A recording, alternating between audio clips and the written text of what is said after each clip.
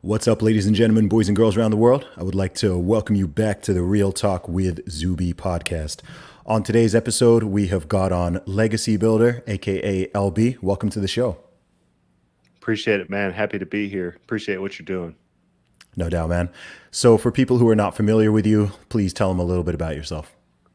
Yeah, absolutely. So my name's LB.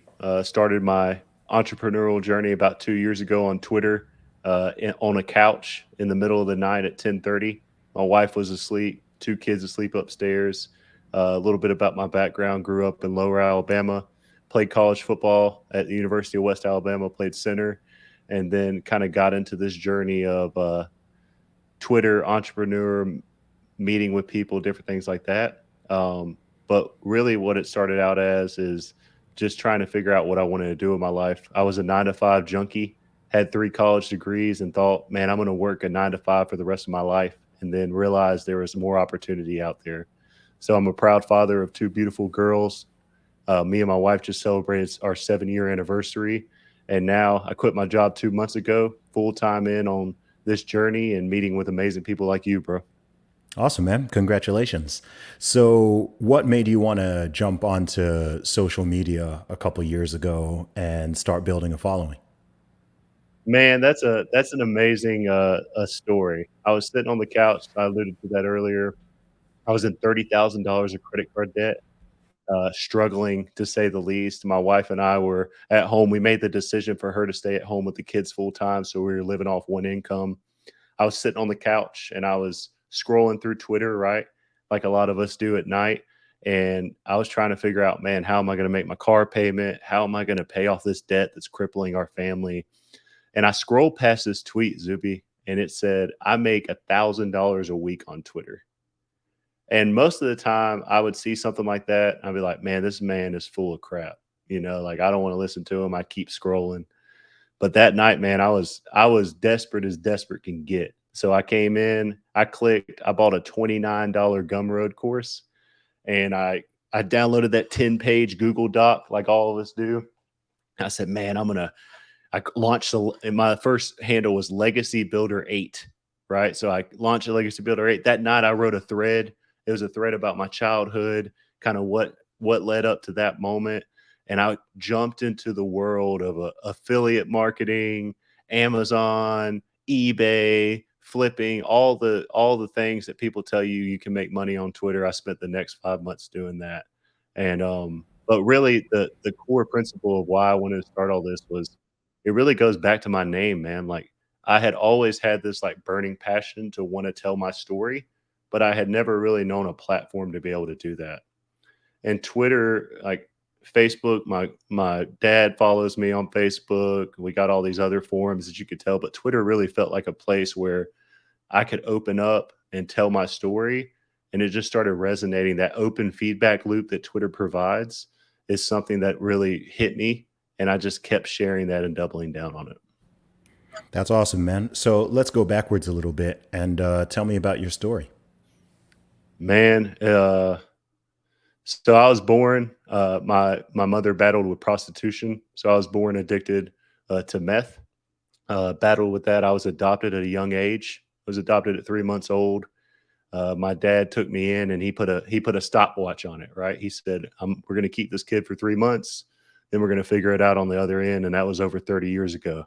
Right? So battled with that. I lost my adopted mother at a young age. It's actually 23 years ago on the 9th of this month. I lost my adopted mother.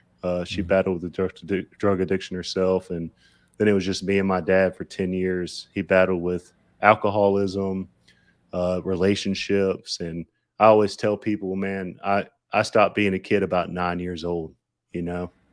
And, That's heavy. but the thing about it is, man, people ask me all the time, like, if you could go back, would you change it? Like, would you change anything? And I wouldn't.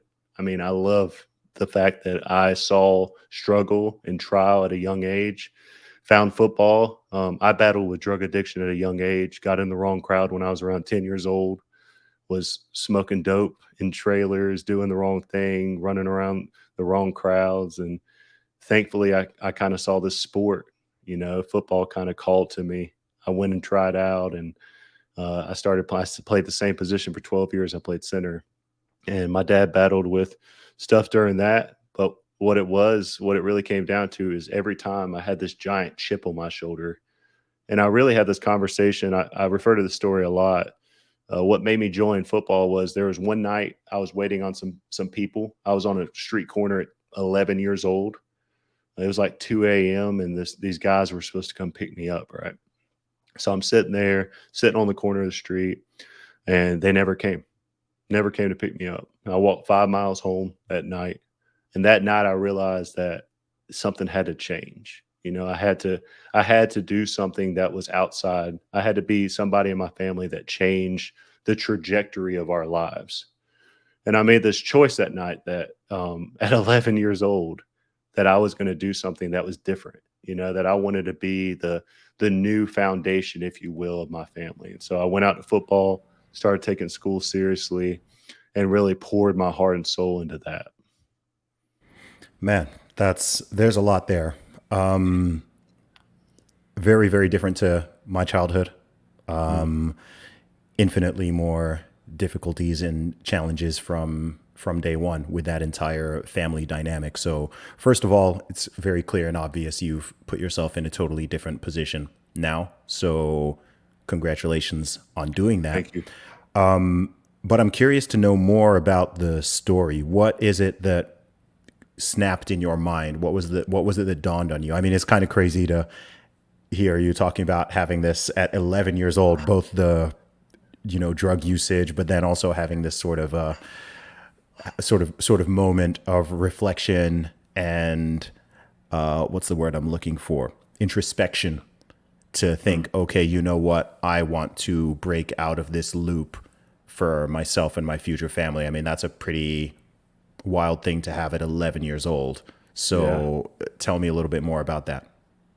I think if you go to a layer deeper, I spent a lot of my childhood in reflection. Um, I was surrounded by, I had siblings that battled with drug addiction, siblings that battled with depression. And when I looked around me, I didn't see a lot of people doing anything about it. Like I didn't see my older brothers or anything like trying to break this cycle quite yet. All of us actually ended up pretty good, but the moment that really I started thinking about, because I didn't learn I was adopted until I was 9 years old. So if you take back into that point, I had found we were about 2 years removed of me learning that I was adopted at that age.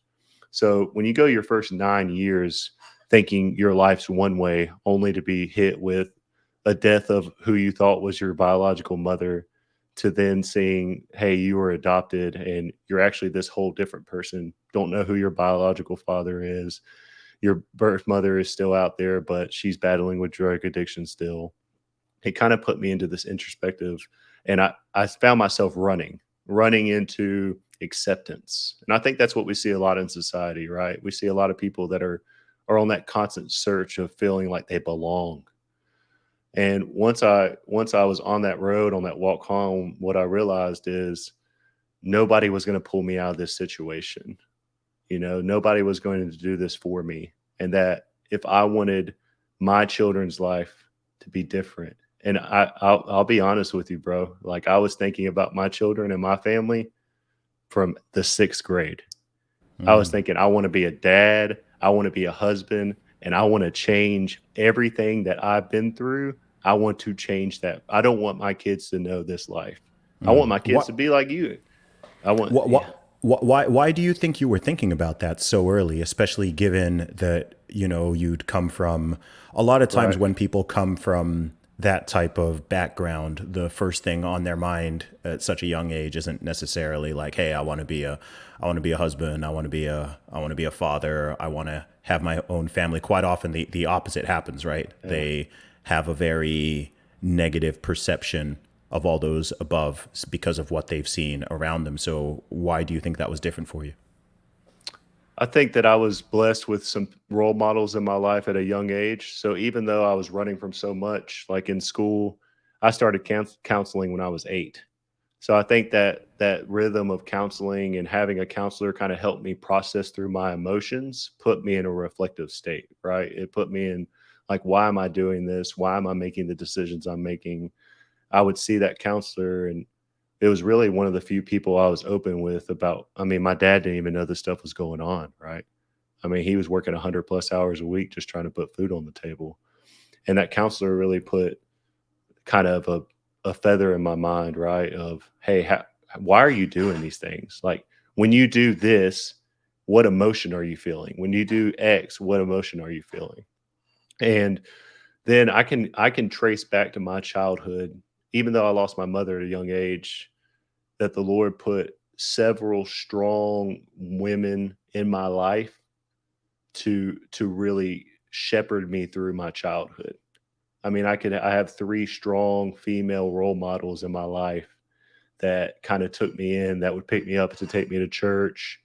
I have my best friend, his parents are the closest thing to, other than my dad, the parents that I have, that took me in at 14, 15 years old when I didn't have a stable lifestyle. And I grew up watching a lot of TV, bro. When you're at home alone and your dad's working so much, sitcoms are kind of this getaway for you. So I was like an Everybody Loves Raymond guy. I mean, I'll say this will be the first time I admitted this, but I was a Gilmore Girls guy. I was like watching this stuff growing up. Family Matters was a huge influence in my life. Hmm. So I would kind of see these sitcoms, right? And I was living this life over here, but only sitcoms that showed these families with strong dads, with role models. I mean, you talk about Full House was in full swing in my childhood. You see Danny Tanner over there having a heart to heart discussion with his kids every night, right? Hmm. And so I had these like I was like, well, what? And I always tell people, like, when I would go over to my friends' houses, I would feel like I was watching a sitcom. Like, I would Hmm. feel like I was sitting on that stool, and I was like, "Well, this is how a husband treats his wife." Like, Yes. or this is how a mother loves their child, right? And I Mm. would see these examples all around me, and why can't I have this? You know, why can't I be the person that does that? So it's I've actually never actually told that story. So that sitcom lifestyle, brother. Mm. Do you know what comes in my head immediately that's so interesting about that point you've just made?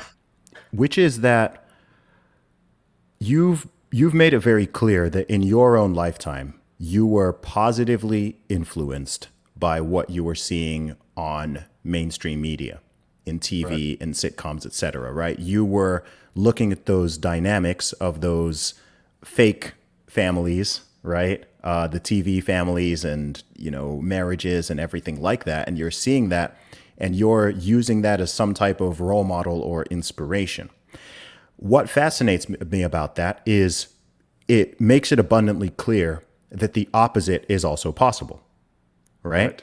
Because when it comes to forms of media, whether it's TV, movies, music, etc., there's often a layer of denial around whether or not that can have negative influences and impacts on people. And I think if it can have a positive influence, then the flip side is, yes, of course it can have a negative influence, right? Is it the main cause of, this is not me making the argument, oh, rap music is the reason for the problems in the world, or like, this TV show or whatever. But I think people are not intellectually consistent on this one, right? If something can have a positive influence and impact, then there must be the flip side of it as well. And I think it's actually quite remarkable and insightful that you yourself are saying, hey, when I was 10, 11, 12 years old, watching some of these models had this influence and impact on me. And given the way that a lot of mainstream media has actually changed and shifted over the decades, right? And you're actually starting to see more of like the weak fathers or goofy fathers or bad relationships or whatever kind of displayed in the mainstream as the norm. And I think a lot of people don't want to think, oh, this has any influence or impact or whatever on younger people. And I think based on what you've just said, I think that's denial. I think actually, of course it does. And of course it has had some type of influence, right? Some people will be pushed in a more positive direction, others more negative. But I think if all people are seeing in the mainstream and on TV and movies, whatever, if they're seeing poor masculine Yes. examples, poor feminine examples, they're seeing all these messed up dynamics and whatever, and that's fully being normalized, then I don't know the degree of impact, but it certainly has some consequences. Yeah, absolutely. I agree. I mean, I think we get so polarized on good and bad in our society that it's hard to take an unbiased look at the impact of what's going on, right? So, I mean, people want a right or wrong answer when they're consuming any type of polarizing topic. I mean, we see it on Twitter every day, right? You put something out about deodorant on Twitter and then everybody wants to go crazy, right? I mean, you get four. I got to tweet about deodorant in a couple of days, see if I can ride this trend, Dude, But I don't even know. I've just accepted at this point that no matter what I say, someone is going to find a way to find offense or to poke holes in it or to get mad. Like I could literally say, "Hey, the sun is shining today. Have a blessed day." And how dare you? someone gets triggered by the word blessed, and asks me which God I'm referring to and wants evidence of God, or someone's like, well, the sun's not shining where everybody is, right? What about the people who it's nighttime for? What about the people in cloudy places, right? Just because you have the sun, Zuby, doesn't mean everyone has access to the sun right now. And I'm like, man, I was just trying to send a I was little trying to brighten your positivity out there. day, Yeah, you yeah. know? Yeah. That's what. Excuse me, Yeah. You got to put a couple subtweets under that. Hey, if it's not shining where you're Yeah. at, I'm sorry. You got to do this Yes, different thing yes. like I'm that. aware that some of you are, some people reading this may not even have eyes or may not have the ability to feel the sun. So I'm not trying to be ableist here. I want to account for all time zones and demographics and disabilities. And yeah, But that's the one thing I appreciate about it, though. That people have the ability to do that. And I think that's the beauty of social media. I think when you really think about it, people should have the ability to voice their opinions and we should have the ability to agree or disagree with them. And I know you kind of go against or go with this school of thought, but I want a society where we can have healthy conversations with disagreements and then still walk away with good feelings towards society. Um, one of one of the things that gives me a little less fuzzy feelings inside about society is when you can't just say like, hey, this is how I feel and this is how you feel, and it's okay. We're always trying to convince somebody of our point. And to me, and I think this has led to more happiness than anything in my life, is I don't need everybody to agree with the way I look at the world. Like if you're going around trying to convince somebody, you're walking a very lonely road that isn't gonna lead to a lot of places. So I like that fact of Twitter, that it's an open forum where people can say what they want. I like what Elon's doing. I hope he continues to do that.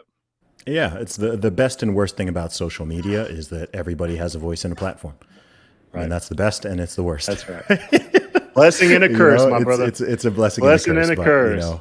yeah. So okay, so tell me a little bit more about your childhood. So you have this moment at a Right. young age where you're like, okay, I'm currently going down this particular path. I want to make a shift. I want to make a change. And how does your life change after that? I wish I could say I made that walk home and everything was sunshine and rainbows. But as is life, it was not. I battled with a ton of depression and isolation as a child. And I tell people up until I was 18, I probably cycled out of happy and sad and just laying on the floor, not wanting to get up moments. I mean, suicidal thoughts, but there's this one ringing in my head, like I had made the decision that night, but just because you make a decision in life doesn't mean that you're not going to face adversity. It actually means the opposite. When you make a decision in life to try to do something that is totally off kilter to what is quote unquote planned for your life, right? Like every one of us is born with a set of traits and destinies, and a lot of people subscribe to the thought that if this is what my father did, if this is what my grandfather did, this is what I'm going to do. And sadly, that pattern continues in our society at times. But I had this thought in my head that at some point I had to be different. And so it was almost that every day I would just, no matter what I was feeling, I just kept going, right? I just kept going and going and going. And I would say the one constant in my life was therapy. I've probably been in and out of therapy. I subscribe. I think therapy is one of the best things people can do from a mental standpoint to work through issues in their lives and their marriage and anything that they're going through. Having somebody help you filter through those thoughts and those limiting beliefs. But I probably saw a therapist on and off for the next 10 years through college. And what I would do is I would say, I want to achieve this, but I feel like I'm not worthy of it. Like why should it be me? Like, why am I worthy? What makes me any different than everybody else? And really it came down to a bottom line. And I say this mantra a lot. It's why not me? Why can't I do it? Like if somebody's gonna do it, why not me? Hmm. And then people can look at me, and I'm with you, Zuby. Like I want people to look at me as, well, if he can do it, anybody can. You're talking about a guy. I wasn't born into wealth. I wasn't the biggest or fastest or anything athlete that ended up playing college football, starting for 3 years. You're talking about a guy that his family had never had a terminal degree that was able to achieve a doctoral degree. And I say none of this to boast, but every step of my way, I said, well, why can't I go get a master's degree? Why can't I get a doctorate? Why can't I have a better job? And then when I saw Twitter, it's like, well, why can't I build a brand on Twitter and monetize it and change the entire trajectory of my family? And that's what it really the the journey from that moment, that walk to where I'm at now. You talk about the theory of overnight success, and people want to look at me and say, "Man, that guy's got everything." What they didn't see is I used to lay on the floor face down for hours and not want to move. Or I used to get up and I would battle with imposter syndrome, thinking that I wasn't worthy of doing X, Y, or Z. Or I thought money was going to run out at any point. Like they don't see those hard days. And I think that's a point I want to make here is like, just because you decide to change your life doesn't mean that everything's about to go. It probably means your life's about to get a lot worse, right? You're probably about to resistance is real. And when you pursue a great feat, you're going to meet resistance. But what I did is I started positioning people around me that that that held me accountable and had the same ideology. And I think about my best friend Scott. We've talked every day or every other day for the last 17 years. And here's a guy that has come out, and he's my best friend, been with me on my darkest days, on my greatest triumphs, but he doesn't judge. And I think that's something that's missing from our world. I can tell him something and he's like, "You know what? That's something you're walking through right now, and it's probably something you need." Or I can tell him something else and he's like, "Hey, good I can mess up," and he's totally fine with it. And I think people need to start. You don't have to isolate yourself to city limits for your friend group. I mean, Zuby, you're a great guy. I consider you a friend. I consider Ty Romper a friend. These are people that outside of Twitter I would have never met. And because I kind of put myself out there and started saying, I want people around me that promote positivity, that promote the betterment of human society, and choose to see good, that's when my life started getting a lot better. No doubt, man. Life really is what people make it. I think Right. oftentimes there's a temptation for people to, regardless of their position and their status or levels of talent, whatever it is, it's very popular to, I don't know. I think one of the biggest problems the West is suffering from Mhm. is a denial of personal responsibility and autonomy on all Yeah. levels, right? And, for someone like myself who hasn't been through many of the things you described in childhood and so on, people want to dismiss a level of success I've achieved based just on, oh, you just got lucky, you're just privileged, you just, had all this, right? They don't want to consider the level of effort and the 15 plus years of grind and all the nonsense and rejection that they didn't see.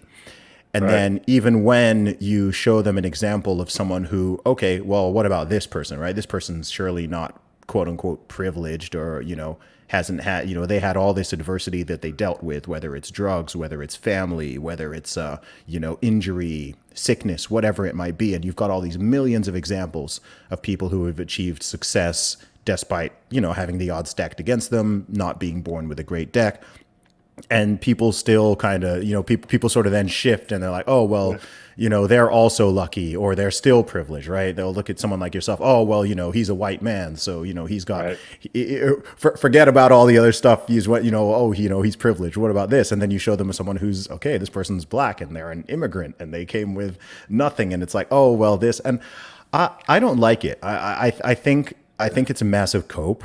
And I also think it's a really sort of negative message to be spreading, both to people who could be inspired by it. But I also don't like it when people play down other people's success, right? If you look at it, we all have elements of fortune, right? Just being born in the time period we were in the countries that we were in, being able bodied, being of sound mind, right?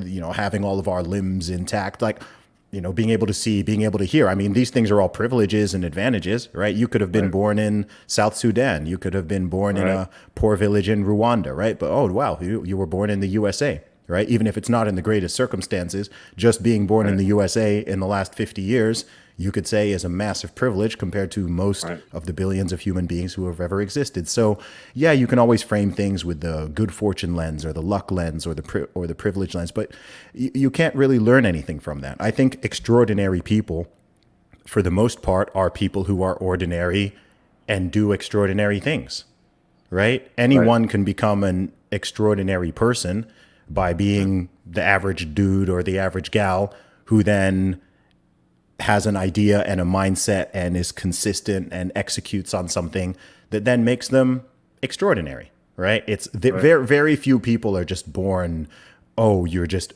incredibly, just massively naturally gifted right, in some regard. Yes, that happens here and there, but it's the exception, right? Most people who are amazing at a sport, they're amazing at a sport. Yes, they have some innate talent, but they also put in tens of thousands of hours throwing that ball or kicking that ball or lifting that weight or doing that fighting, like whatever it is, right? So to just say, oh, well, he's got great genetics, it's like you wouldn't even know who has good genetics or not unless they put in the thousands of hours of effort, right? There's someone walking around right now with the best genetics in the world for X sport, and they never did it, they never train, they never do anything. So you wouldn't even know by looking at them. It might just look like some average dude, whereas had he put in that same work, maybe right. that person would have been a top class athlete or an amazing musician or fantastic at whatever it is. But yeah, that's how I frame it, and I think it's more realistic, and I also think it's a more useful framing because I think so many people just think, oh well, I'm just ordinary, right? I'm just the normal guy. I'm just the average guy. You know what can I do? And they don't realize, hey, it's not about having some magical talent. It's like you can dedicate your life to something. And especially in this day and age, you can share your story, which is, what you do. It's like, hey, you can literally just make an account, YouTube, Twitter, Facebook, Right. Instagram. You can make an account of just being your quote unquote average self, just being on your journey. And you can now reach thousands or millions of people out there who are ahead of you, who are behind you, who are at your level in all these regards. Right. You can make friends with people, you can connect, you can network, you can inspire people, you can be inspired by others. This is what I love about social media. The downside is all the negativity that people throw out Right. there because they're in a bad mindset. But even if you're in a bad environment where you don't have a lot of role models in front of you, you can literally find them online. You can create a whole feed of just here are the 500 people who just massively inspire you every day and who you can communicate with and talk to and actually get to know in person. The amount of people I've met in the real world, I've met thousands of people at this point in the real world Right. who I originally connected with on social media, right? Famous people, not famous people, normal people, celebrities, just, and it's remarkable. And if you use it and you share your story and you're kind to people and you're honest, then that's what happens. Authenticity wins out. I think we've never been at a more accessible point to building a personal brand. And people hear that. I mean, I think for many years people gave that word to celebrities or athletes or anything like that, but it's accessible to tell your story and build. And I think the term I use a lot for social media is access. I mean, it's never been easier to reach out to somebody and learn and curate your life. And that's what you just alluded to. What inputs matter. what you're inputting into your mind, what you're consuming on a daily basis. If you want to be on that left or right politically and you want to indoctrinate yourself in doing that on Twitter, you can easily curate your timeline to do that. But my sweet spot and what really got me into ghostwriting and personal brand building in the first place was seeing people like me, seeing people with a story or a skill or something kind of locked up inside of them that was begging to be released, but they just didn't have the step 1 to 3 to do that. And to show them how to curate their thoughts and to write and to share their story and get over the stigma that exists in sharing our story with. And you're talking to a guy that used to subscribe to that, right? Like I used to Mm-hmm. be the guy like nobody wants to hear my story. I don't want to share it. It's too personal. Yep. I was the guy. People would see me walking around. I mean, I played football. Football is one of the greatest sports because of the people from diverse backgrounds, different cultures. And I would walk into a locker room and they say, "There's a standard guy that's gotten everything handed to them in his life." And I wasn't the guy going around beating my chest saying, "Well, you don't know that my mom died of cancer. You don't know that I went through X, Y, and Z." I was just kind of that silent guy.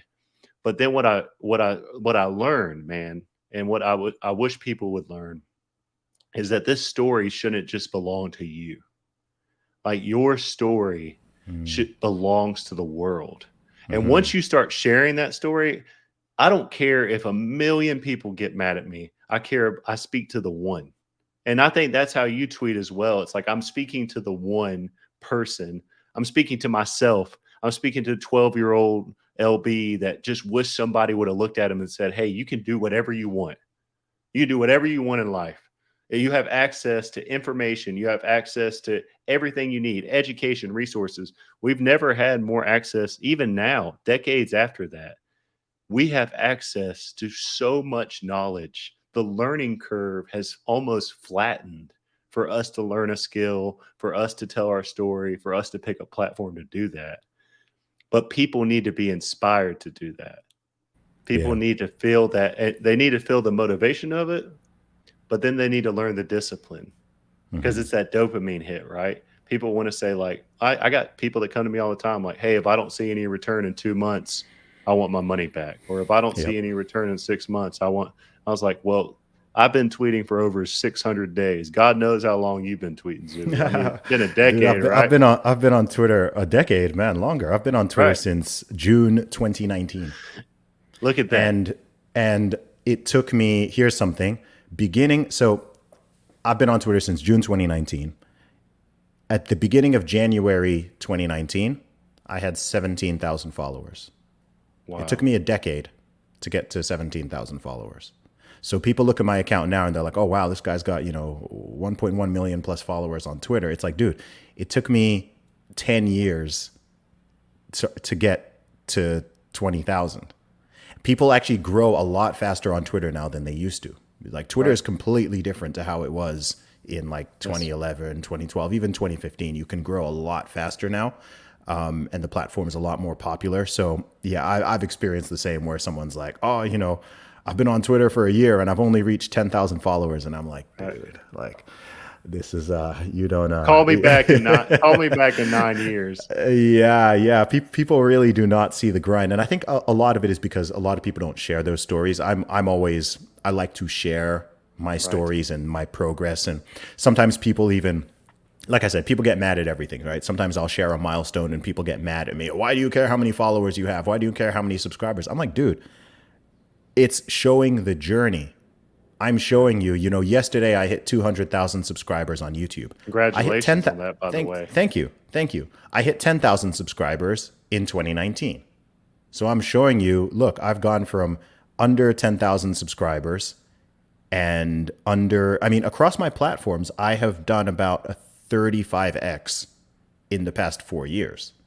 Wow. And that 4 years is coming after a previous 10 years where I was putting in effort on all these different platforms. So I want to show and demonstrate to people, hey, like this is a long haul thing. And you might be putting in work for 6 months, 1 year, 2 years, even 5 years. And you think, "Oh, I should be further ahead," or "I'm not seeing progress," or whatever. And I'm like, yo, dude, it might take a decade before you really start to see Right. that hockey stick going up. So don't quit so early, and also don't feel so entitled, right? Don't be that guy who, oh, you've been going to the gym for 3 weeks and you're complaining that you're not as jacked as the guy who's been going for 15 years. It's like, man, you gotta pay your dues. There's not shortcuts with all these things. You have to put in the effort. And I do think that our society and culture has really trained people, has really trained the average person, number one, to be very entitled, but also Right. to think that things should happen much, much faster than they're really supposed to. And I think one of the dangers of that as well, which people don't think about, is you do have a kind of easy come, easy go thing. Because if you do grow very, very quickly, or you do have success very quickly, number one, you don't appreciate it, but also you Nope. don't really realize how you've gotten there, and you don't gain all the skills in the process. One reason why I'm so competent at the various things I do now is because I do have 15 years Right. of more than 15 years. I put out my first album in 2006 Wow. when I was a teenager, right? And Man. I went full time. I was selling my CDs on the street from 2006, talking to people out there, talking to people in person. I've met over 500,000 people in the real world in the process of all I'm doing, traveling all these places, whatever. Even in terms of traveling and what I do, I've been traveling internationally by myself since I was 11. So Wow. when I'm Overnight sharing, success. yeah, You're that's an the thing. overnight But success, bro. what's amazing about that is it means that by the time I get the opportunity to go on Joe Rogan, or to sit down with Ben Shapiro, or to be on TV, or to stand in front of a crowd and speak, I've I've got the competence and the communication skills and the Right. experiences and the ability. Like when I don't write speeches. Like people are always, oh, what are you going to talk about at this event? I'm like, bro, I don't know. I freestyle everything. Like I Yes. just like I haven't planned this podcast, I step on stage and I just let it flow. And people are like, wow, that's amazing. And I'm like, well, I've been kind of doing it for more than half my life in Right. various formats. So you just learn those skills, and you can't do that. If I just had, I don't know, if I was 21 and stuff just kind of blew up for me and I had all these opportunities, honestly, I would have squandered a lot of them, or I certainly wouldn't have been that competent because I just wouldn't have known. I'd say it wasn't until I was like maybe 32, 33 years old where I would have felt comfortable to stand on certain stages or be on certain platforms and tell my Right. story and express ideas, sit there on a 3 hour podcast that millions of people are listening to, and not be boring and not say stupid things and not be umming and ahhing and, just saying like every 3 seconds and not knowing how to communicate my points or articulate my ideas. I can only do that now because I've put in so many Many reps. reps. I think this podcast we're recording is episode 260 something of my own podcast, Wow. but I've done over 500 podcasts in the past few years.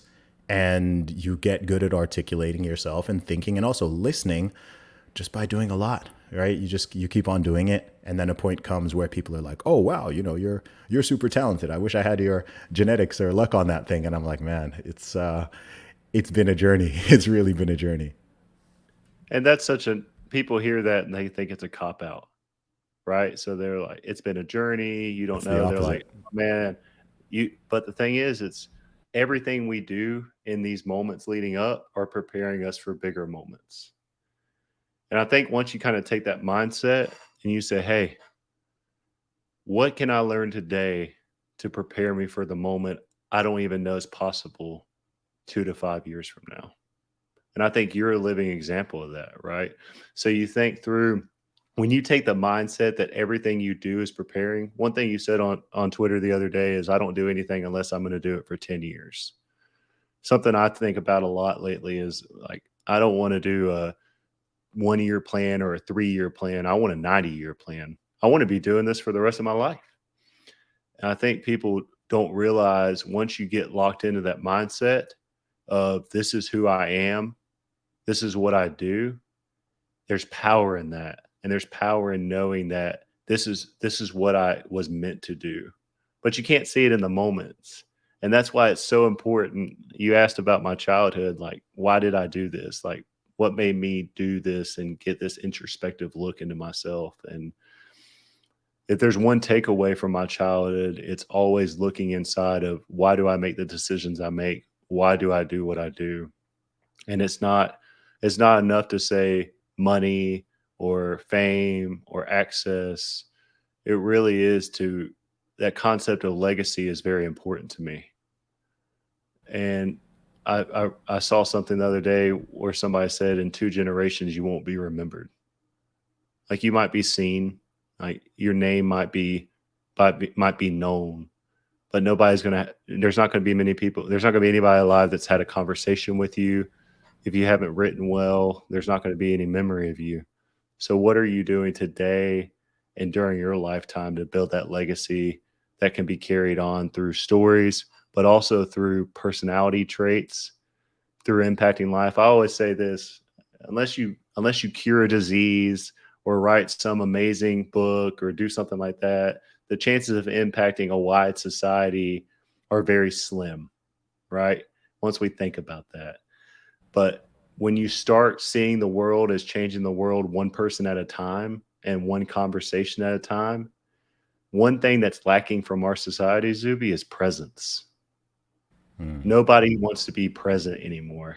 Everybody wants to get to the next moment. They want to get to the next TikTok. They want to get to the next Netflix episode. They want to they have this running timer in their head where they're like, man, but there is such a power in being present with somebody. And I think if we kind of took that mantra of how can I be more present, there's my southern accent coming out. Present in that moment, then we'll start seeing real change in the world because when have you've done it like when you travel and you meet somebody that you've never met before and they feel like you're locked into that conversation, it makes them feel so known and seen. And that's so rare in our society today that I that's something I challenge myself to every day. Yeah, well, we've never been more distracted. Right.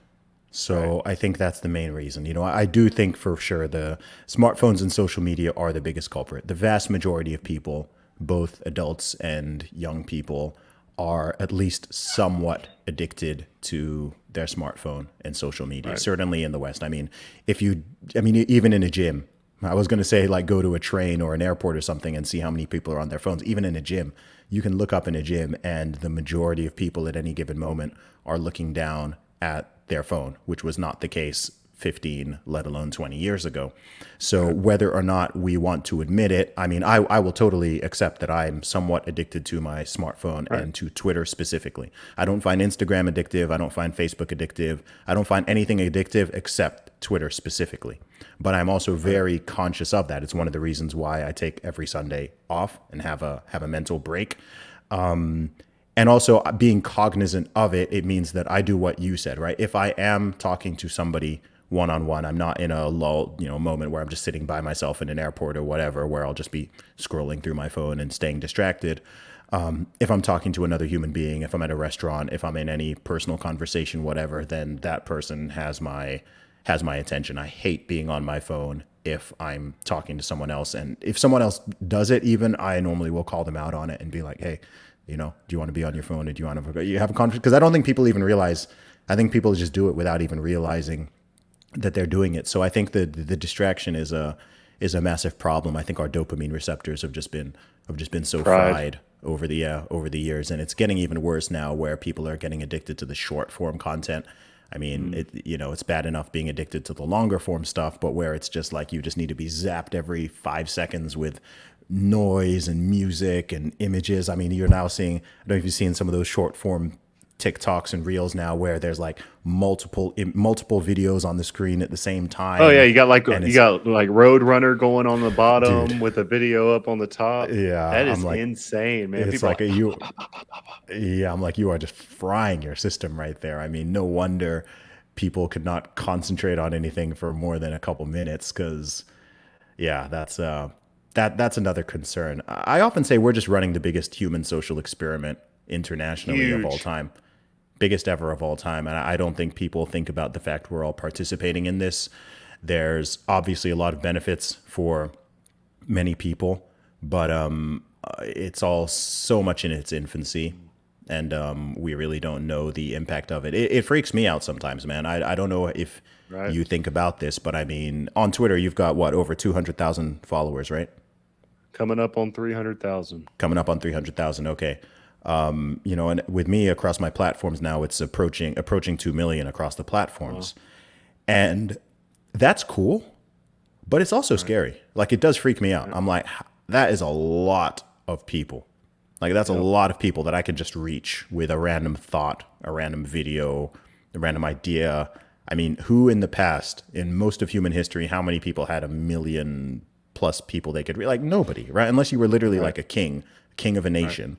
And even then, you couldn't reach all those people in real time. You couldn't broadcast a message out there that they could just hear. And it freaks me out sometimes. Sometimes I'm like, man, too many people A know lot of me. Like, power.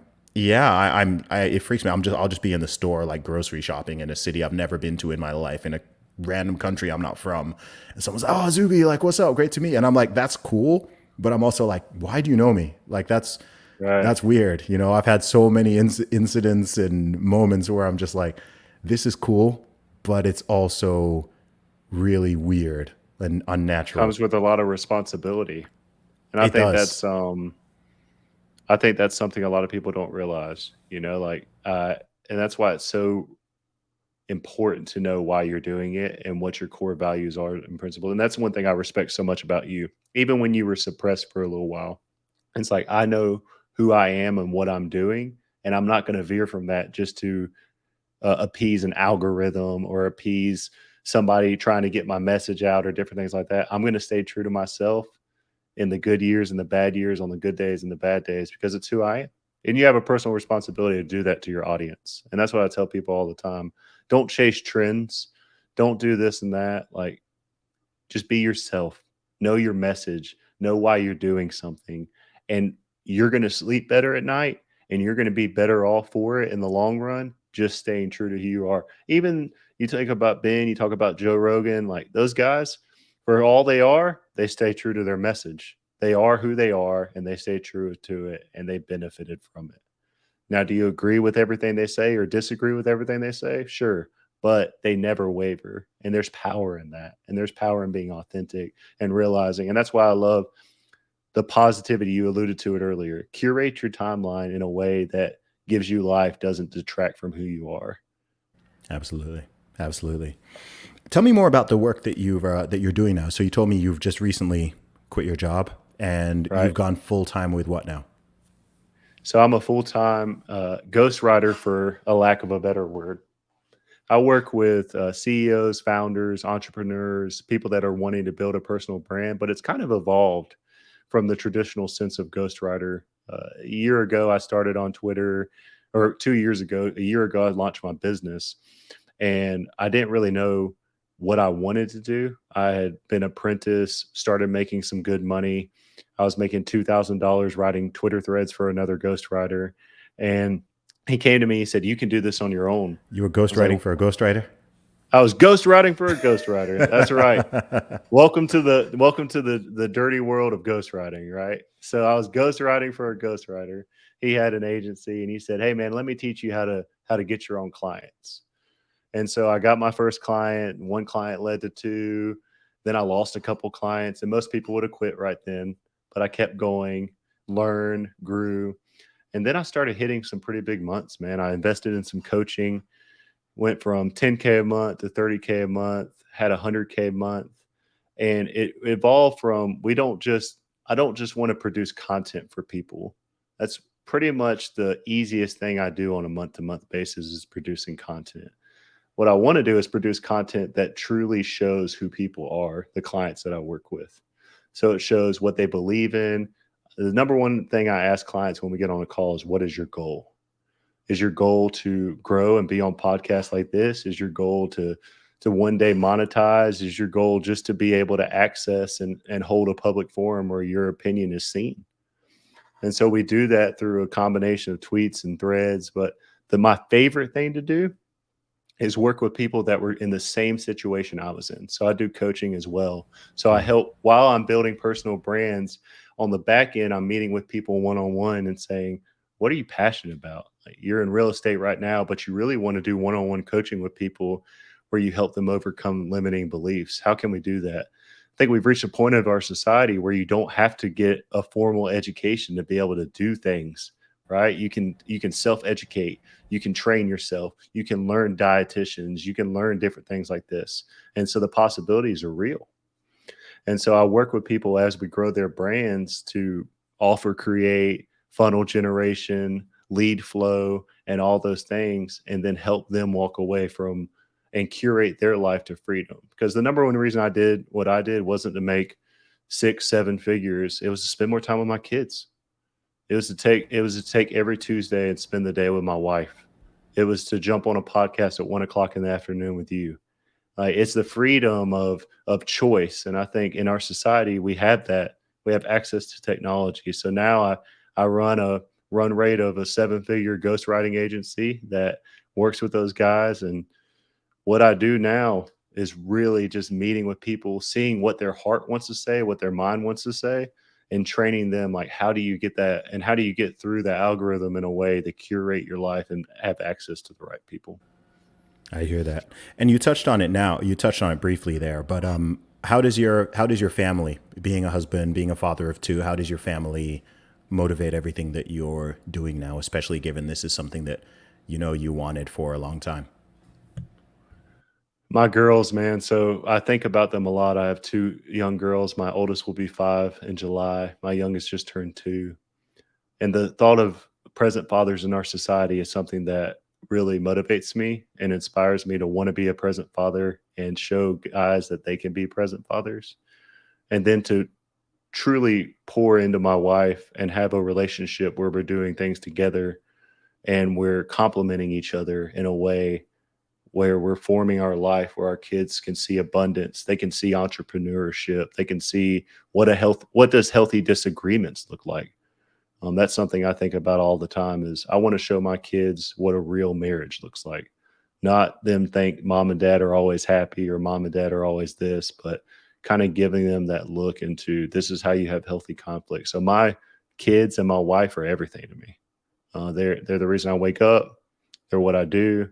Everything I build is because of that, and because of that, why I still have burnout.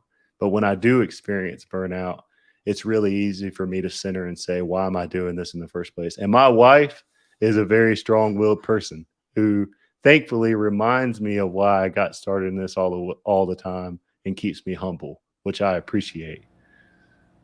That's dope, man. And what are the plans for the future? Have you got anything major that people should be looking out for or aware of?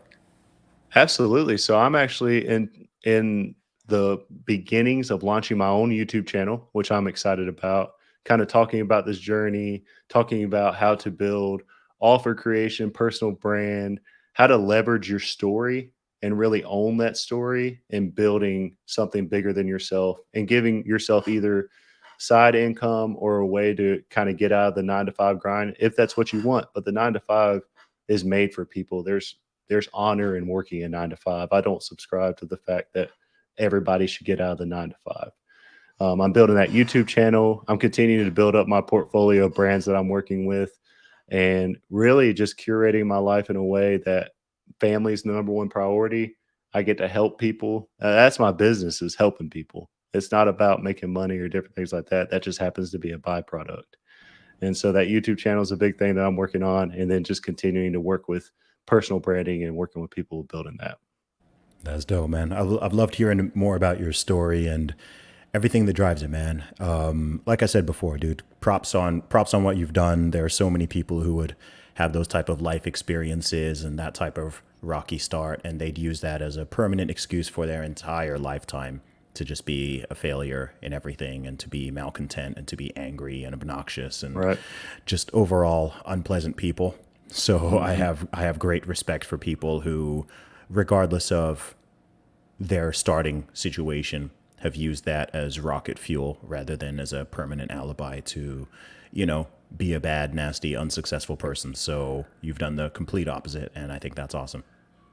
I appreciate that, brother. It means a lot. Been a huge No, inspiration to my journey, man. So thank you for everything you're doing. awesome, man. I'm happy to hear that. And where can people find and follow you online? So right now you can find me on Twitter at legacybuilder__, and then you'll have all the links to everything else once you follow me on Twitter. Awesome. LB, thanks for coming on the show, man. Appreciate you, brother.